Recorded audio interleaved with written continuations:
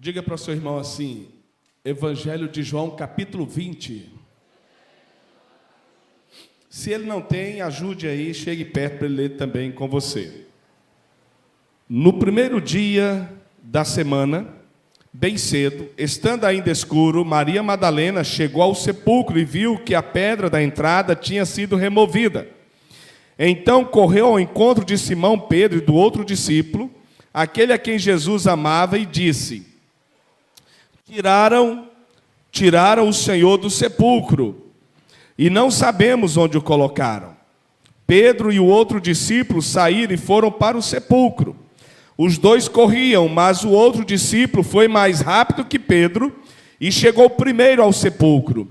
Ele se curvou e olhou para dentro, viu as faixas de linho ali, mas não entrou. A seguir, Simão Pedro, que vinha atrás dele, chegou, entrou no sepulcro e viu as faixas de linho, bem como o lenço que estivera sobre a cabeça de Jesus.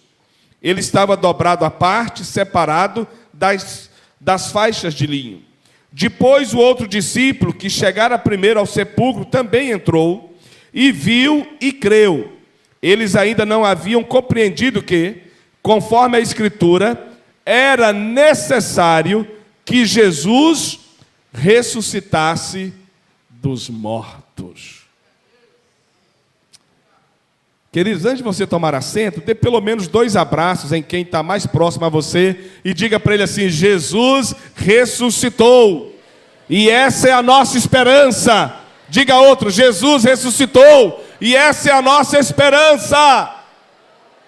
Aleluia, glória a Deus. Então permaneça com a sua Bíblia aberta, se você tem anotações, um caderno, uma caneta, ou um sermonário, ou uma agenda. Se você quiser, o tema da mensagem seria a ressurreição de Cristo. O que isso tem a ver comigo? A ressurreição de Cristo, o que isso tem a ver comigo? O tema seria a ressurreição de Cristo. O que isso tem a ver comigo? A ressurreição de Cristo. O que isso tem a ver comigo? A ressurreição de Cristo, vírgula. O que isso tem a ver comigo? Interrogação. Pela manhã eu me empolguei tanto, preguei 1h35 e esqueci de falar o tema. Mas fique em oração, que eu vou ver se eu consigo pregar menos que 1 hora. Pode ficar à vontade, filho? Não está nem quente hoje, né? Só o pastor que está suando. Tá bom. Muito bem. Queridos, então olhem aqui para mim. Amados, a Bíblia diz que Jesus foi crucificado na condição de um condenado, na condição de um transgressor da lei e da ordem, na condição de um criminoso de alta periculosidade. Por que eu digo isso? Porque quando você estuda sobre a história da cruz, você vai perceber que um romano, um cidadão romano, sendo ele de direito natural, nascido romano ou comprando a cidadania romana, ele dificilmente, só em casos excepcionais, seria admissível a crucificação de um romano, porque a morte da cruz era considerada uma morte extremamente humilhante, aviltante, que roubava a dignidade da pessoa completamente. Considerada, como diz Gálatas, considerada uma morte maldita, porque a pessoa morria pendurada em um madeiro, sem os pés fincados na terra, nem tampouco no céu. Ela ficava entre o céu e a terra. E a morte da cruz era tida como uma das mortes mais sofríveis, porque a pessoa morria paulatinamente, tendo câimbras terríveis nos seus músculos, em todo o seu corpo. Havia uma falta de oxigenação, falta de respiração. E as carnes daquela pessoa crucificada eram rasgadas, seus músculos, porque o peso dela, à medida que o tempo passava, suas carnes eram rasgadas, dilatadas, suas juntas desconjuntadas. Não sei se alguém aqui já assistiu aquele filme Coração Valente.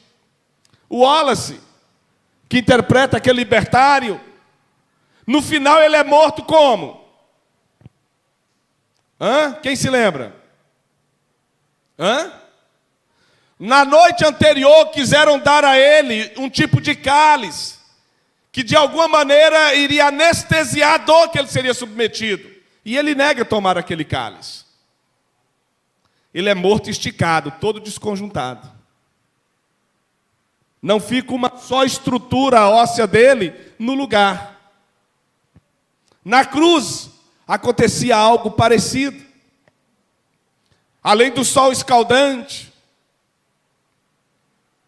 além da sede horripilante, a Bíblia diz que Jesus foi crucificado. Mas ele dissera aos seus discípulos, durante o ministério que com ele esteve, ele disse: olha, é necessário que o Filho do Homem seja traído, é necessário que o Filho do Homem seja entregue nas mãos de pecadores, é necessário que o Filho do Homem seja aviltado, é necessário que ele sofra, é necessário que ele seja crucificado. Mas ele, ao mesmo tempo, trazia uma palavra de esperança, dizendo: mas o Filho do Homem ressurgirá, ressuscitará. Em muitas ocasiões, Jesus compartilhou sobre a sua paixão com os discípulos. Porém, a Bíblia diz que eles não entendiam muito o que ele estava dizendo. Nos dias, na semana que se aproximava, que antecedia a paixão de Cristo, Pedro tentou dissuadir Jesus daquela determinação que estava no seu coração de ir a Jerusalém, porque Jesus disse: olha, nenhum profeta morre fora de Jerusalém. A Bíblia diz que a fisionomia de Jesus mudara. Havia uma determinação no seu semblante que até então os discípulos não tinham percebido. E ele foi para Jerusalém. A Bíblia diz que ele então foi entregue por Judas Iscariotes, traído. Ele foi julgado lá na casa do sumo sacerdote Caifás durante toda a noite. A Bíblia diz que ele foi enviado a Pôncio Pilatos sob a acusação de que era um blasfemo, apesar de que a lei romana não contemplava esse tipo de suposta transgressão. Tanto é que Pôncio Pilatos o enviou para Herodes. Os dois haviam brigado já há alguns anos, e a Bíblia diz que naquele julgamento eles se reconciliaram. A Bíblia diz que Pôncio Pilatos recebeu Jesus de volta, porque Herodes também não teve como condená-lo, apesar de que Herodes queria já há muitos anos que Jesus, ao ouvir falar sobre ele, a Bíblia diz que Herodes queria que ele realizasse algum tipo de milagre, mas a Bíblia diz que Jesus permaneceu em silêncio diante de Herodes e a sua corte. Ele foi enviado de volta para Pôncio Pilatos. A Bíblia diz que Pôncio Pilatos percebeu que não havia nenhum crime sobre ele que sustentasse a acusação. Era por inveja que os líderes religiosos o haviam levado até ali. E a Bíblia diz que Pôncio Pilatos até tentou absolvê-lo. Mas os líderes e a multidão arregimentada por eles estavam determinadas, queriam que ele fosse morto. E a Bíblia diz então que num ato último, Pôncio Pilatos diz assim: olha gente, é tradição nossa, nesse período soltar um criminoso, não é? Quem vocês querem que eu vos solte? Barrabás ou Jesus?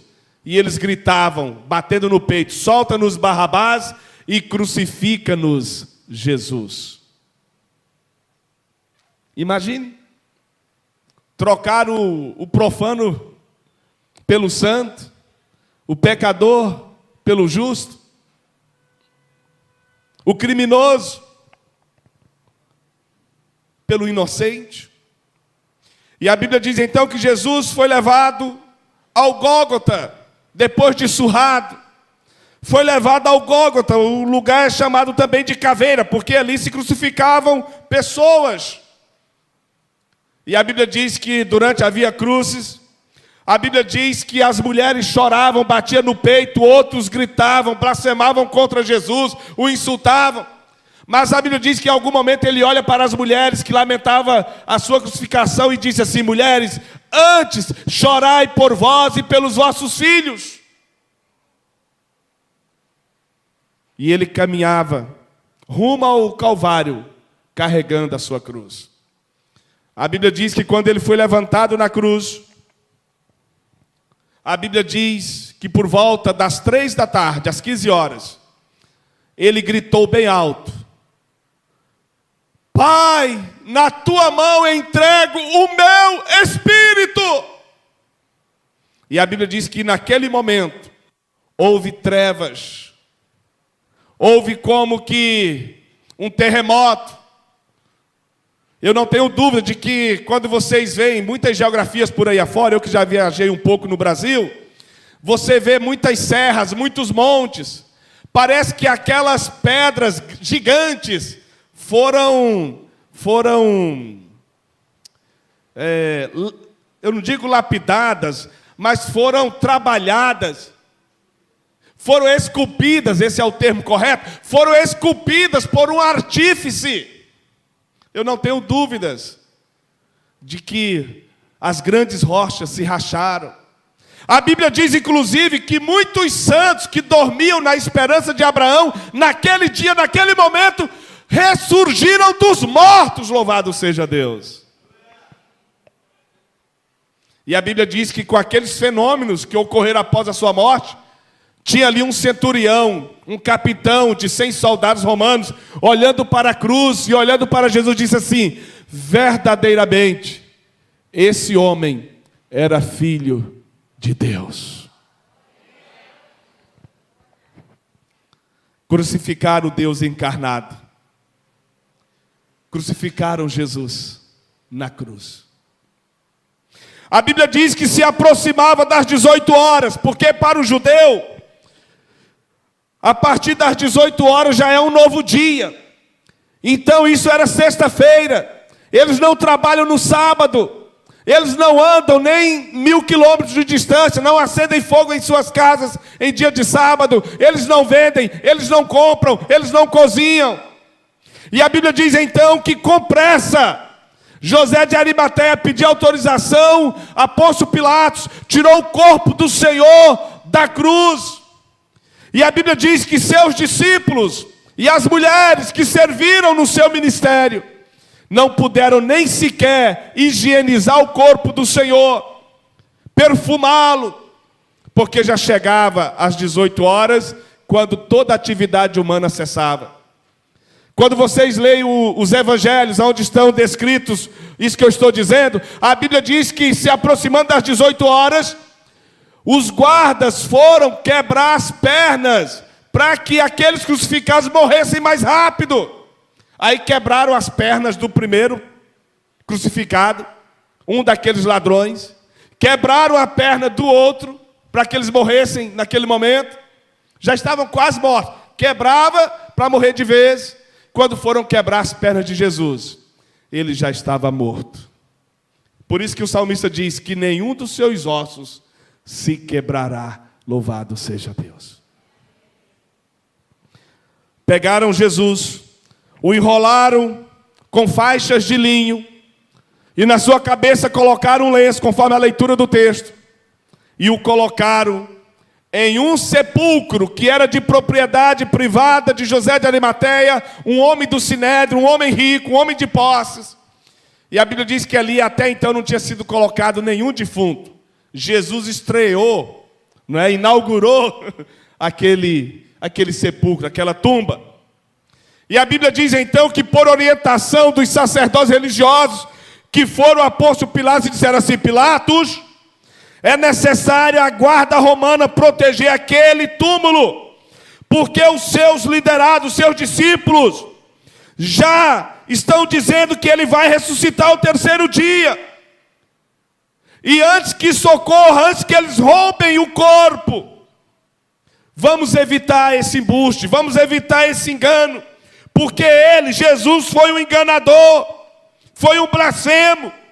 Se essa notícia for divulgada de que ele ressuscitou, esse último estado de enganação vai ser pior que o primeiro, disseram eles a Pilatos. E a Bíblia diz que Pilatos liberou a guarda romana para proteger aquele sepulcro. Colocou ali uma grande pedra e certamente vedou, talvez colocando ali um selo para notificar que aquilo não poderia ser violado, sob pena do transgressor ser morto por Pilatos. Mas, queridos, a Bíblia diz que já no domingo pela manhã, Jesus ressuscitou. O salmista diz que ele não veria a corrupção, a morte não o deteria. A Bíblia diz então que já domingo pela manhã, Maria Madalena, uma das mulheres que fazia parte do seu ministério, de quem Jesus expulsara 7 demônios, quando ela ainda era uma prostituta, agora como discípula do Senhor, a Bíblia diz que ela já foi logo pela manhã ao túmulo. Irmãos, eu imagino, aqui é uma conjectura pessoal, naquela noite, do sábado para o domingo, eu imagino que nenhum dos discípulos mais chegados de Jesus conseguiram dormir. E Maria Madalena, a Bíblia diz que logo pela manhã, ela foi ao sepulcro, onde tinham colocado o corpo do Senhor Jesus. E qual era o propósito? A Bíblia diz que ela foi com o propósito de higienizar o corpo do Senhor, lavar, limpar, perfumar, porque era uma tradição nos enterros judeus. A Bíblia diz, porém, vamos voltar ao texto, no primeiro dia da semana, bem cedo, estando ainda escuro, Maria Madalena chegou ao sepulcro e viu que a pedra da entrada tinha sido removida. Eu preguei aqui domingo retrasado, dizendo, baseado naquele texto de João capítulo 11, quando Jesus foi à casa de Maria, de Lázaro e de Marta. Maria, não é?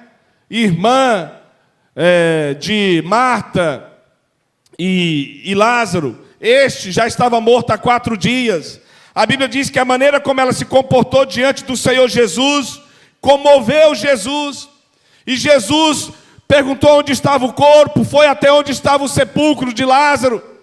E ali havia uma grande pedra também colocada na entrada daquela gruta. E Jesus disse assim: olha, tirai a pedra. Então aquilo que é para eu e você fazer, o Senhor não vai colocar a mão, porque é da nossa alçada, é da nossa competência, é da condição humana. Mas aquilo que você não pode fazer, que é sobrenatural, o Senhor faz por você. A pedra foi removida, sem intervenção humana, mas pelo poder do Espírito da ressurreição. Olha para o seu irmão com muito amor, que ele diga assim: e esse mesmo Espírito está sobre a sua vida. O que é que Paulo diz aos Romanos capítulo 8?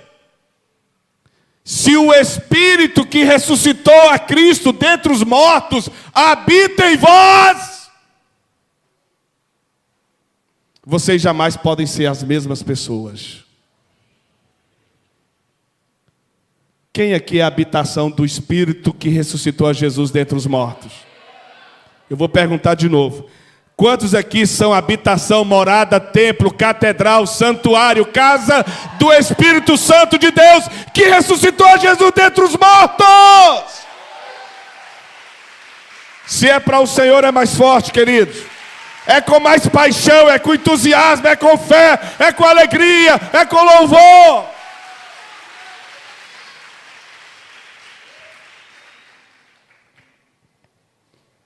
Queridos, a Bíblia diz que Maria Madalena foi a primeira a testemunhar que o sepulcro estava vazio, a pedra, a grande pedra, tinha sido removida. A Bíblia diz que ela não se conteve. Olha aí, acompanhe, João 20. Ela voltou correndo, procurou os seus líderes, os seus pastores, os seus apóstolos, Pedro e João. Versículo 2 diz que ela chega lá, talvez até ofegante, porque tinha ido com tanta pressa para anunciar: olha, o sepulcro está vazio, o corpo do Senhor não está lá, alguma coisa ocorreu. E a fala dela foi: tiraram o Senhor do sepulcro e não sabemos onde o colocaram. A Bíblia diz que Pedro saiu correndo ao encontro do sepulcro, foi seguido por João, que era mais novo que ele, mas João, por ser mais jovem, superou, ultrapassou Pedro, chegou primeiro no sepulcro e, olhando, viu que ele estava vazio. A Bíblia, porém, diz que assim que Pedro chegou, ele olhou, ele entrou, e ele percebeu que as faixas, todas elas, estavam dobradas e organizadas, e o lenço colocado sobre a sua cabeça para conter o inchaço, porque ele tinha recebido uma coroa de espinhos que tinha perfurado todo o seu couro cabeludo. Aquele lenço estava dobrado à parte. E a Bíblia diz que eles voltam para contar aos demais. Mas Maria permanece ali, ainda continua sendo madrugada. E a Bíblia diz então que Jesus aparece e ela pensa que é o jardineiro. E ela diz assim: Senhor, se tu tirastes o corpo do Senhor Jesus, me diz onde colocaste. A Bíblia diz então que o Senhor Jesus diz assim: Maria, e ela reconhece aquela voz. A Bíblia diz que a alegria dela é tamanha que ela quer abraçá-lo, mas ele diz assim: Maria, não me toque, porque eu ainda não fui ao Pai. Ele acabara de ressuscitar. O evento que ocorrera tinha terminado, talvez, de ocorrer. E a Bíblia diz então que ela volta correndo novamente para dizer aos discípulos: eu o vi, louvado seja o nome do Senhor. Irmãos, mas sabe, a Bíblia diz, se vocês quiserem anote, Marcos, o Evangelho de Marcos, capítulo 14. Evangelho de Marcos, capítulo 16, melhor dizendo. Marcos 16.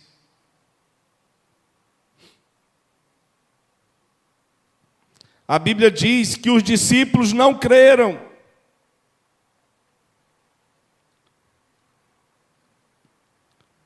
No versículo 14, quando Jesus aparece a todos eles, mais tarde Jesus apareceu aos 11 enquanto eles comiam, censurou-lhes a incredulidade e a dureza de coração, porque não acreditaram nos que o tinham visto depois de ressurreto. Sabe o que ocorreu? Mesmo Pedro e João tendo ido ao sepulcro, mesmo não vendo o corpo do Senhor mais na tumba, mas quando Maria volta pela segunda vez dizendo assim: olha, eu o vi, eu falei com ele, conforme Mateus, ela trouxe até um recado dizendo assim: olha, fala para meus irmãos que eu ainda não fui ao Pai, que também é Pai deles, ao meu Senhor, que também é Senhor deles. Fala para eles irem lá para aquele monte na Galileia, aonde eu os encontrarei. Quando Maria dá esse recado, eles não creem que ele houvesse ressuscitado. Queridos, o fato, a verdade, preste atenção, é que, por um lado, soldados subornados receberam uma alta quantia, propina, para negar esta verdade, a verdade da ressurreição, para divulgar uma mentira, que ele tinha sido apenas roubado. Por outro lado, outro grupo faz uso diferente da verdade da ressurreição. Apesar dos discípulos não crerem na sua ressurreição, mas havia não apenas Maria Madalena, a Bíblia diz, Mateus vai dizer que ela foi com outras mulheres. Havia gente crendo que Jesus tinha ressuscitado. E eu quero falar rapidamente sobre algumas aparições de Jesus após a ressurreição. A primeira foi a Maria ainda lá junto ao sepulcro. Se você quiser, anote. João 20, do 10 ao 18. Em João 19 a seguir, ele aparece novamente. Ao cair da tarde daquele primeiro dia da semana, isto é, no domingo da própria ressurreição, ao cair da tarde, ele ressuscitou de madrugada. Agora, na tarde do domingo, estando os discípulos reunidos a portas trancadas, por medo dos judeus, todos eles estavam acovardados, Jesus entrou, pôs-se no meio deles e disse: paz seja convosco. Alguém aqui já me ouviu assim, no meio da rua, eu falar assim: a paz do Senhor, irmão. Quem já me ouviu? Alguma irmã já ouviu também? A paz do Senhor. Hã? Jesus fez, eu acho que mais ou menos assim: meus irmãos, a paz do Senhor. Quiseram correr, porque estava tudo fechado, de repente Jesus aparece dizendo a paz do Senhor. Eles queriam talvez até correrem. Como correr se estava tudo trancado? E ele entrou mesmo assim, que coisa linda. Presta atenção. Paz seja com vocês. Tendo dito isso, mostrou-lhes as mãos e o lado.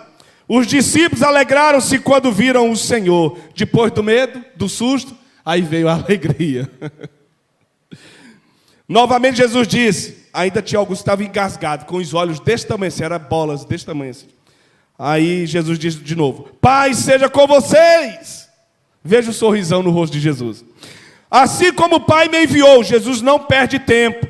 Assim como o Pai me enviou, eu os envio. Aleluia.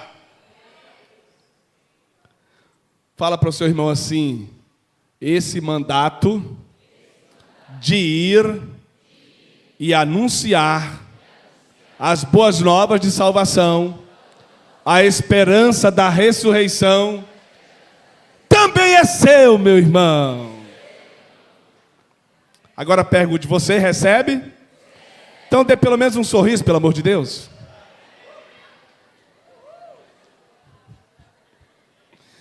Quem não sorriu está mal, não está não?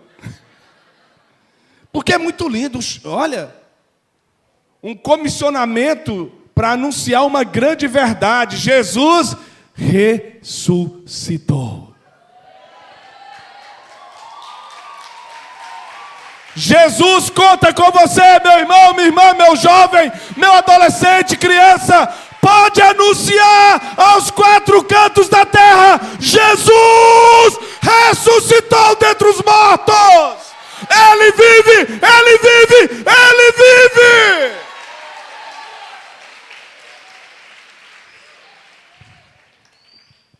Olha aqui para mim, queridos.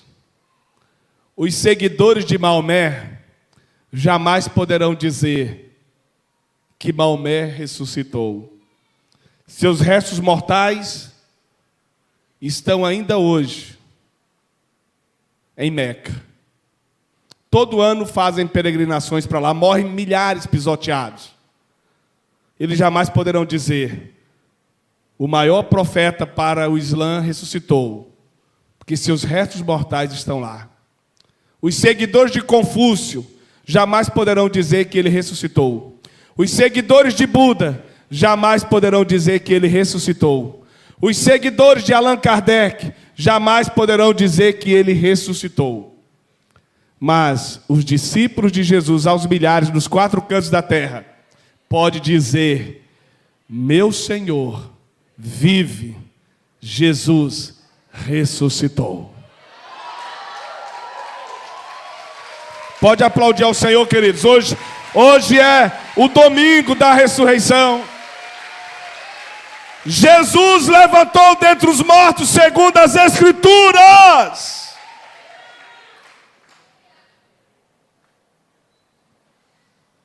A Bíblia diz que passada uma semana, depois que ele se apresenta pela primeira vez aos discípulos, aqueles 11 homens, uma semana depois, olha aí, versículo 24 de João 20.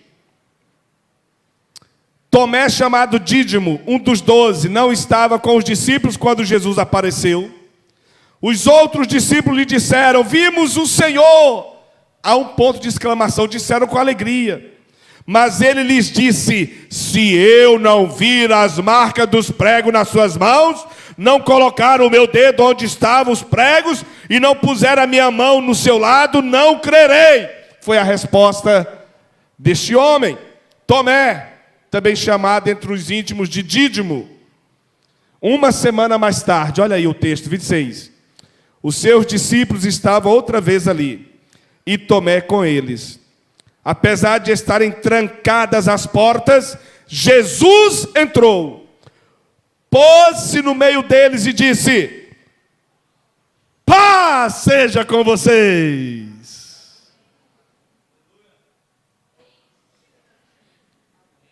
E Jesus disse a Tomé, Jesus já foi direto no assunto, ele não perde tempo. Jesus disse a Tomé, agora Tomé estava nesse dia, uma semana depois: coloque o seu dedo aqui, Tomé, veja minhas mãos, estenda a sua mão e coloque-a no meu lado. Não sei se foi o direito ou o esquerdo, a Bíblia não diz, mas foi em um dos flancos. Pare de duvidar e creia. Disse-lhe Tomé. Agora Tomé se constrangeu e mudou diante da veracidade da ressurreição. Senhor meu e Deus meu. Então Jesus lhe disse: porque me viu, você creu? Felizes os que não viram e creram. Louvado seja o Senhor! Aleluia! Queridos, sabe o que é que a Bíblia diz a respeito de Abraão, o pai da fé? Aquele grande patriarca. A Bíblia diz que ele foi justificado não por obras, mas foi justificado pela fé. Pois não obstante não ter visto o cumprimento das promessas, mas pela fé ele tocou em todas elas. Por isso que ele é chamado o pai da fé, o amigo de Deus. A Bíblia diz em 2 Coríntios 5:7, que nós não somos como os que andam pela vista, pela visão natural, nós andamos pela fé. E pela sua fé, você não viu, você não esteve lá como testemunho ocular, mas você sente o seu amor e o seu poder na sua vida. Então olha para o seu irmão e diga assim: você, apesar de não ter visto, mas creu, você verá coisas maiores ainda. Em nome de Jesus.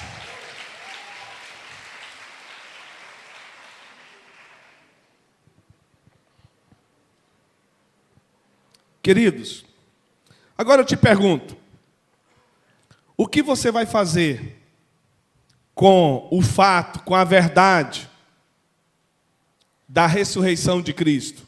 Olha aqui para mim, gente, presta atenção nisso que eu vou te dizer. Vez ou outra aparece uma notícia sensacionalista na mídia especulativa, nos tabloides da vida. Aparentemente apareceu um achado arqueológico, um grande cientista duvidando da existência da pessoa de Jesus. Não vai demorar muito para aparecer algum louco dizendo que encontraram os restos mortais de Jesus. Não tenha dúvidas disso, porque essa é uma estratégia de Satanás, o tempo todo tentar negar a existência de Jesus e a sua ressurreição. Agora, olha aqui para mim. Se houvesse apenas uma frase no Novo Testamento que dissesse assim, Jesus ressuscitou, e ainda assim os seus discípulos não tivessem falado sobre isso, já era o suficiente para nós crermos. Amém, queridos? Porque as Escrituras, para mim e para você que somos cristãos, ela é a nossa regra de fé e prática.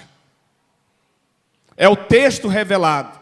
Para nós é texto de autoridade, de revelação. Mas você vai ler sobre a ressurreição no Evangelho de Mateus, no Evangelho de Marcos, no Evangelho de Lucas, no Evangelho de João. Você vai ler sobre a ressurreição de Cristo no livro de Atos dos Apóstolos. O Cristo ressurreto aparece a Paulo, perseguidor da igreja, quando este ia para Damasco, capital da Síria, perseguir os discípulos do Senhor Jesus.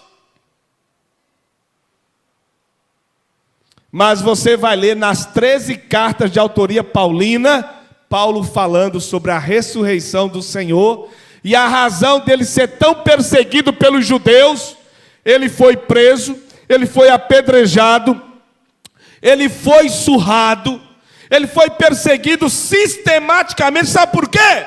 Porque ele pregava que Jesus ressuscitou. Quando ele esteve lá naquele anfiteatro, na cidade de Atenas, capital da Grécia, no Areópago, a Bíblia diz que todos os filósofos estavam ouvindo com tamanha atenção, até o ponto que ele disse assim: aquele a quem Deus levantou dentre os mortos, se constituiu Senhor e Salvador de todos os povos. A Bíblia diz que houve um alvoroço no auditório, as pessoas saíram ridicularizando. A Bíblia diz que uns disseram assim, a respeito disso te ouviremos noutra ocasião. Outros saíram fazendo gracejos, mas a Bíblia diz que um pequeno grupo ficou e creu na sua mensagem. E qual era o centro da sua mensagem? Jesus está vivo. Ele ressuscitou. Sabe por quê? João, o apóstolo do amor, agora velhinho, com quase 100 anos, está exilado na ilha de Patmos para morrer abandonado. Sabe por que lá ele foi colocado? Porque ele pregou no Império Romano, ele pregou para os seus ouvintes dizendo assim, olha, Jesus ressuscitou.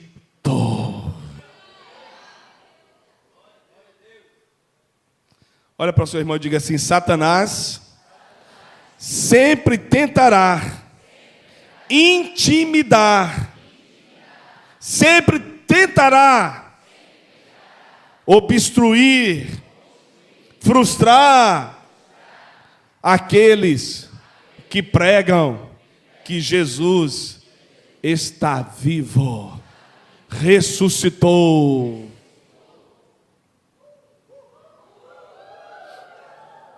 O que você vai fazer com a verdade da ressurreição?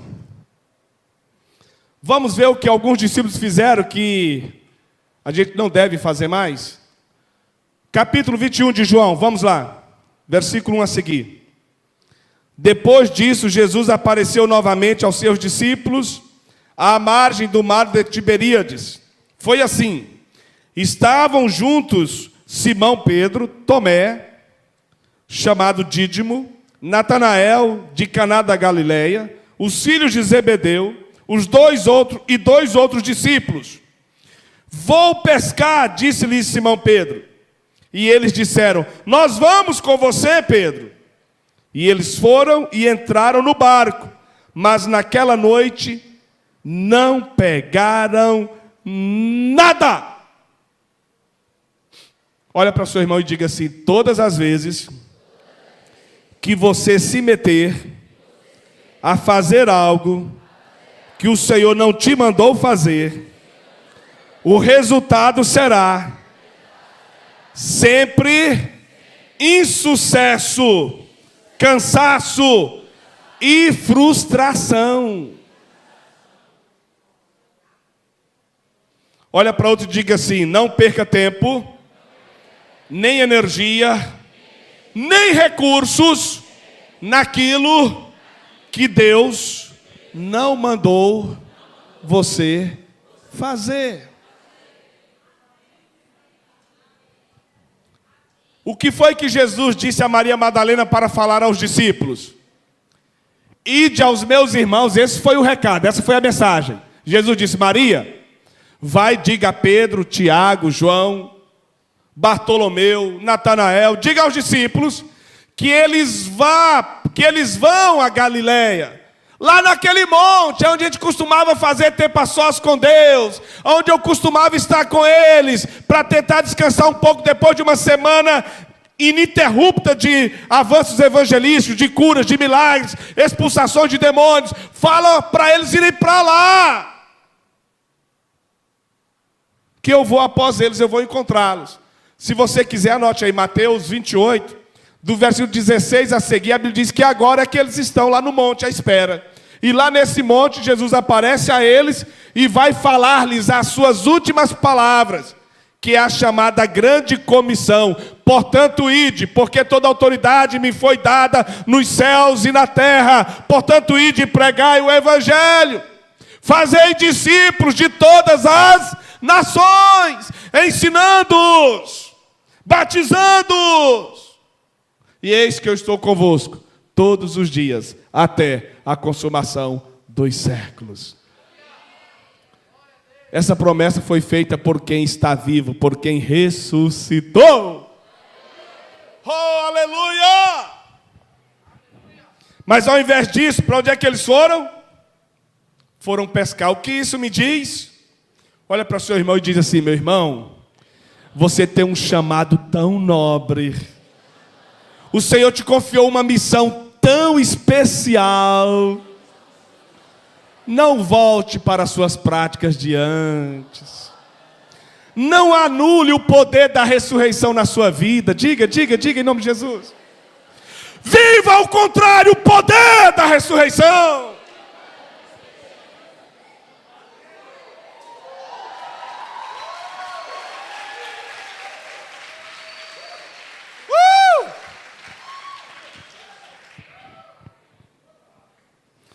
Eles foram pescar. E sabe, a maioria deles eram profissionais na arte da pesca. Vocês se lembram? Lá em Lucas capítulo 6, Mateus capítulo 4 a seguir, quando Jesus vai iniciar seu ministério, a Bíblia diz que ele foi lá junto ao mar da Galileia. Ele não foi no Sinédrio, ele não foi no templo em Jerusalém, ele não foi na escola teológica dos rabinos, ele foi para a periferia. Ele foi procurar pescadores para fazer destes seus discípulos. E a Bíblia diz então que ele olha, quando ele foi arregimentá-los, diz assim: olha, vocês a partir de hoje não serão mais pescadores, e sim pescadores de homens. Amém? Quantos aqui querem se tornar pescadores de homens, de gente para Jesus? Levante sua mão. Então receba essa unção em nome de Jesus. Pescar vidas do mar do pecado, do mar das tendências, do mar da imoralidade, do mar das falcatruas, do mar da corrupção, do mar da mentira, do mar da prostituição, do mar da enganação. Sejam pescadores de homens e mulheres em nome de Jesus. A Bíblia diz que eles voltaram a fazer aquilo que era ordinário, aquilo que era a lida antes de ter encontrado Jesus. Mas sabe o que ocorreu, irmãos? Olha aqui para mim. Eles pescaram a noite toda. E a Bíblia diz que eles não pegaram absolutamente nada.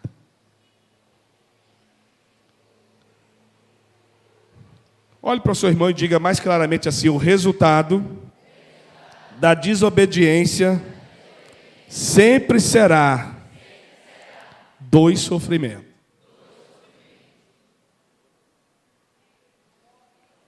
Olhe para outro e diga assim: abra seus olhos Deus está falando com você. A Bíblia diz que Jesus aparece. Era cedo, de manhã, de madrugada. Talvez havia uma neblina e eles não perceberam que era o Senhor que estava andando agora junto à praia. E a Bíblia diz que o Senhor pergunta, aqueles homens estavam a 90 metros de distância da praia. E Jesus pergunta assim: ei, vocês têm alguma coisa aí para comer? Aí eles responderam de lá: temos não! Pescamos a noite toda e não pegamos nada. 90 metros, aqui tem 46. São mais 45 metros adiante, praticamente.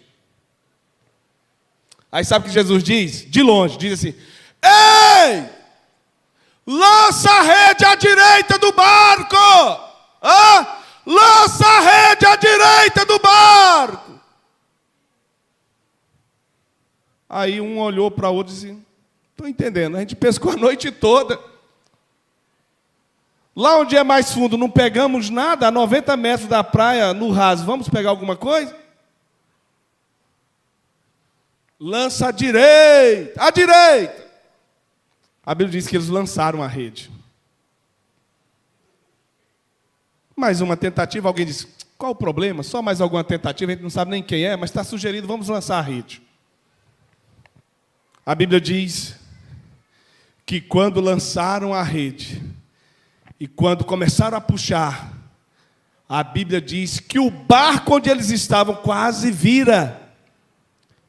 E quando eles conseguiram puxar ainda mais, perceberam 153 grandes peixes, resultado da intervenção de Jesus.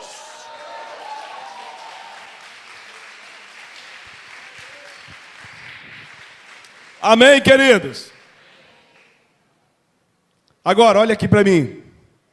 A Bíblia diz que quando eles chegaram à praia, que desceram do barco, aquele que lhes havia pedido comida já tinha fogo e já tinha peixe assado e pão à disposição.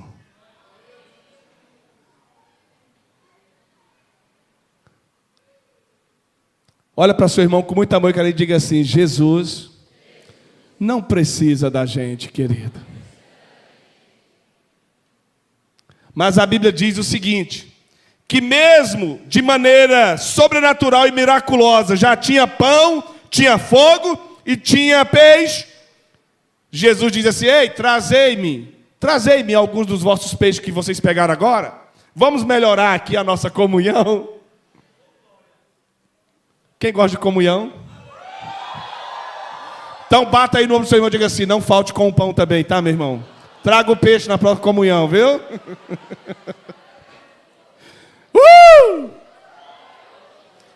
Olhe para o outro e diga assim: como crente não bebe cachaça, mas come bastante, é um dever todos cooperarem com a comunhão, meu irmão.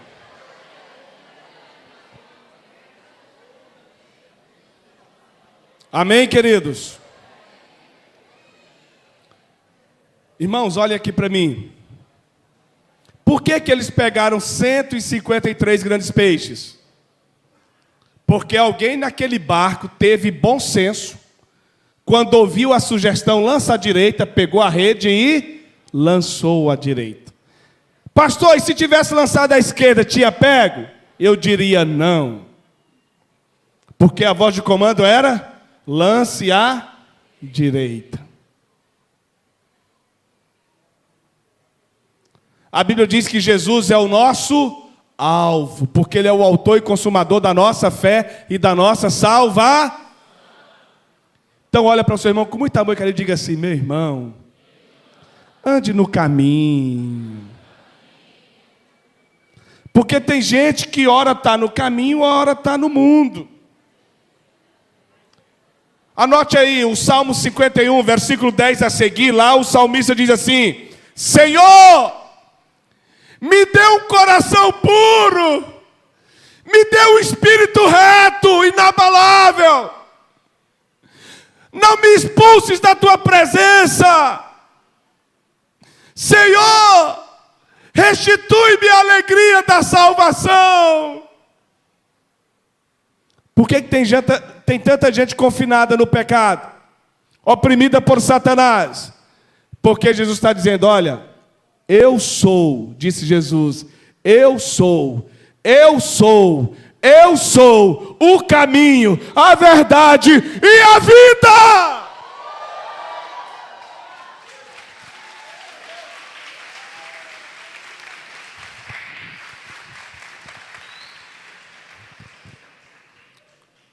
Por que tem tanta gente hoje no domicílio do desespero, do sofrimento, da dor, do pecado, da opressão de Satanás?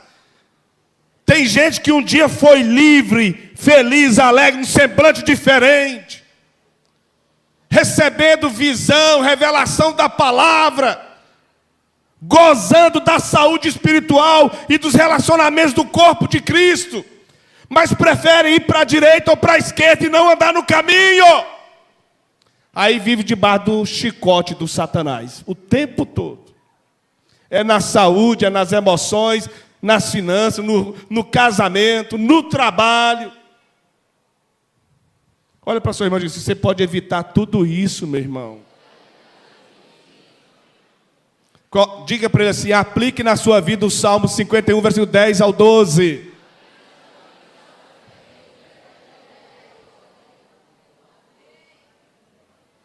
Se você tem dificuldade de servir ao Senhor, de ser fiel, faça como Davi, clama, Senhor, me dê um coração puro e um espírito reto, inabalável.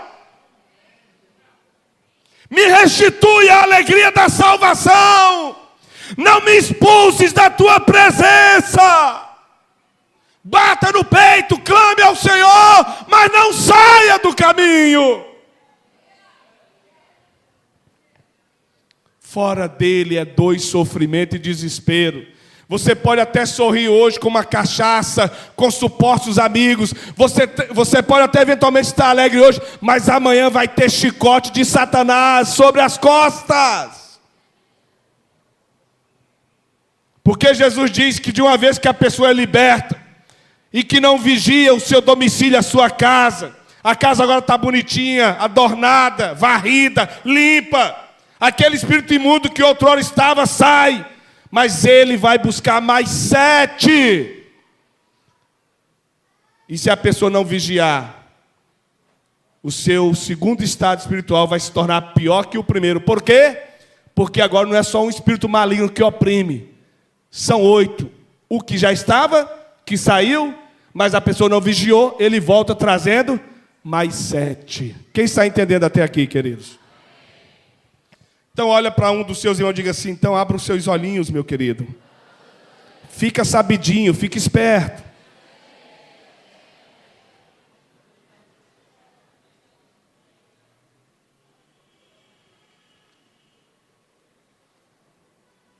A Bíblia diz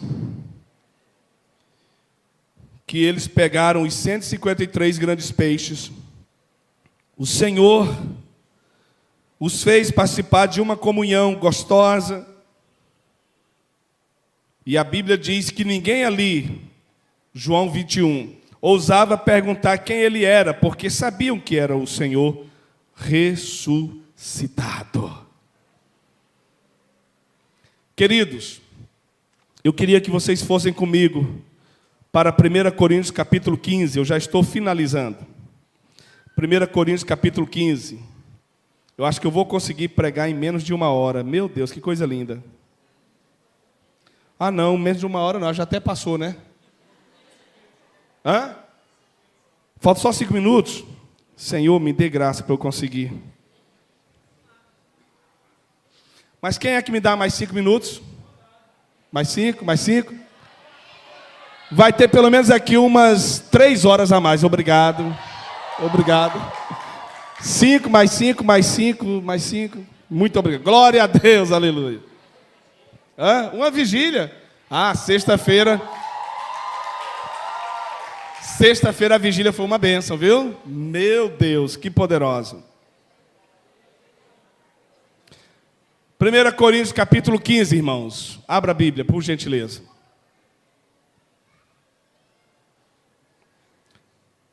Irmãos, quero lembrar-lhes o evangelho que lhes preguei, disse Paulo, o qual vocês receberam, no qual estão firmes. Por meio deste evangelho vocês são salvos, desde que se apeguem firmemente à palavra que lhes preguei. Caso contrário, vocês têm crido em vão. Olha aqui para mim, gente. Qual é a condição para a pessoa preservar, conservar a sua salvação? É continuar firme no evangelho. Diga ao seu irmão, continue firme, meu irmão. Olhe para outro e diga assim, não seja crente sazonal. O que é o crente sazonal? Ele passa um inverno na igreja, né? Aí as coisas melhoraram, ele chegou na igreja desempregada e Deus deu emprego.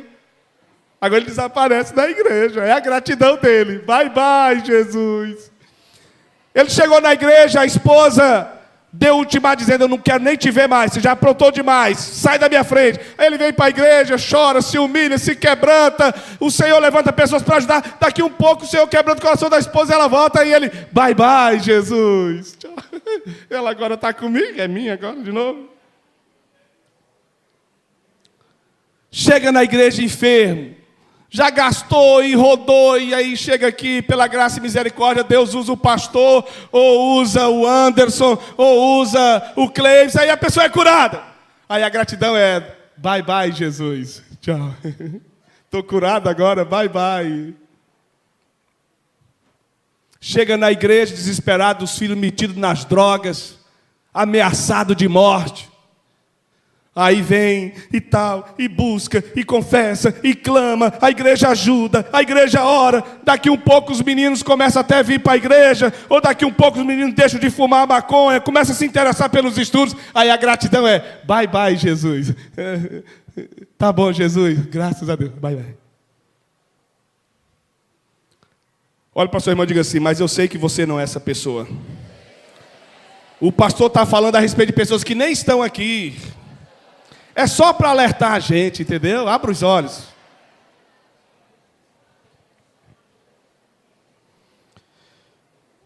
Versículo 3 a seguir, queridos.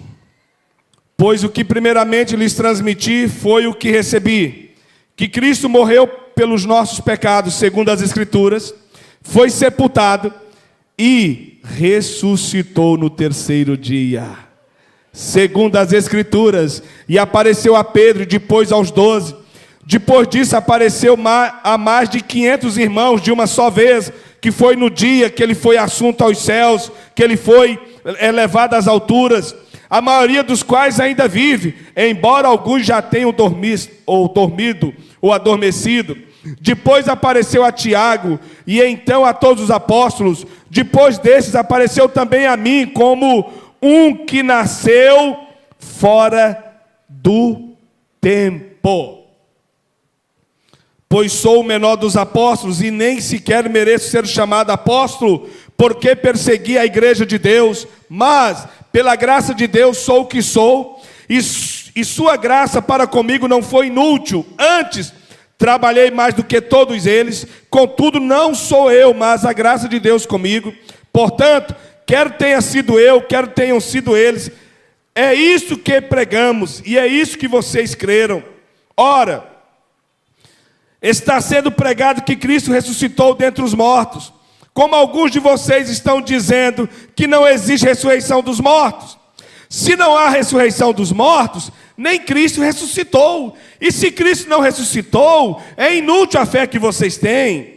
Mais que isso, seremos considerados falsas testemunhas de Deus, pois contra ele testemunhamos que ressuscitou a Cristo dentre os mortos. Mas se de fato os mortos não ressuscitam, ele, Cristo, também não ressuscitou. Pois se os mortos não ressuscitam, nem mesmo Cristo ressuscitou. E se Cristo não ressuscitou, inútil é a fé que vocês têm, e ainda estão em seus pecados. Na igreja dos tempos de Paulo, um grupo se levantou dizendo assim, olha, não há ressurreição. Os saduceus, que era um grupo contrário aos fariseus, que faziam parte do Sinédrio, a Bíblia diz que eles não criam em anjos, não criam na ressurreição dos mortos, não criam na imortalidade. A Bíblia diz que um grupo se levantou dentro da igreja dizendo assim, não, essa história de ressurreição não é verdade. Aí Paulo está combatendo essa heresia, dizendo, olha, se vocês creem que não há ressurreição de mortos, então Cristo não ressuscitou. E vocês estão dizendo que Cristo ressuscitou. Mas se vocês creem que não há ressurreição para os demais, então a mensagem de vocês é falsa, de que Cristo ressuscitou. E estamos sendo testemunhas contrárias a Deus, que ressuscitou a Jesus. Quem está entendendo? Mas Paulo diz, e se Cristo não ressuscitou, inútil é a fé que vocês têm e ainda estão em seus pecados. Neste caso, também os que dormiram em Cristo estão perdidos. Se é somente para esta vida que temos esperança em Cristo, somos de todos os homens os mais dignos de compaixão. Há uma versão que diz os mais miseráveis. Mas de fato Cristo ressuscitou dentre os mortos, sendo Ele as primícias, ou seja, o primeiro, dentre aqueles que dormiram. Visto que a morte veio por meio de um só homem, também a ressurreição dos mortos veio por meio de um só homem. Pois da mesma forma como em Adão todos morrem, em Cristo todos serão vivificados. Amém, queridos?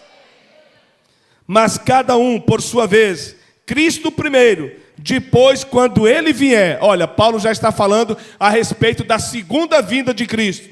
Depois quando Ele vier, os que lhe pertencem. Quantos aqui pertencem ao Senhor Jesus, queridos? Eu vou perguntar de novo. Quantos aqui pertencem ao Senhor Jesus?